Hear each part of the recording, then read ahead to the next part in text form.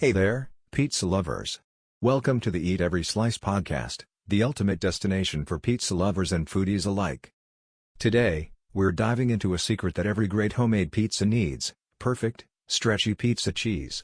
Let's answer the who, what, where, when, why, and how of making it, all in under 5 minutes. Who should try this? If you're a pizza enthusiast who loves cooking at home, this recipe is for you. Whether you're a beginner or a pro, you'll enjoy the freshness of homemade cheese. What are we making? We're making homemade pizza cheese. Think of it as Mozzarella's DIY cousin, stretchy, gooey, and delicious.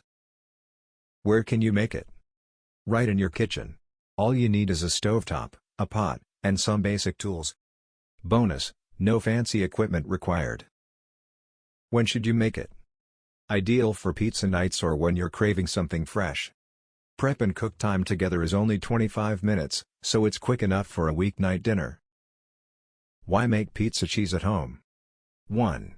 It's fresher and tastier than store-bought options. 2. You control the ingredients, no preservatives, just goodness. 3.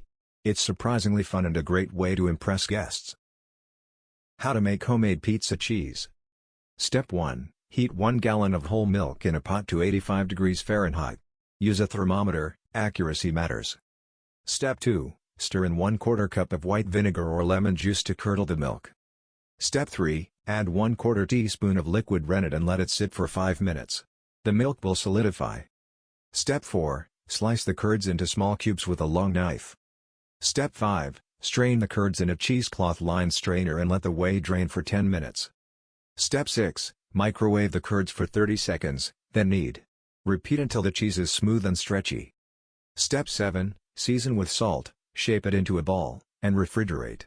That's it. Concrete examples. Craving Margherita? Use this cheese with fresh basil and tomato sauce. Into barbecue chicken pizza?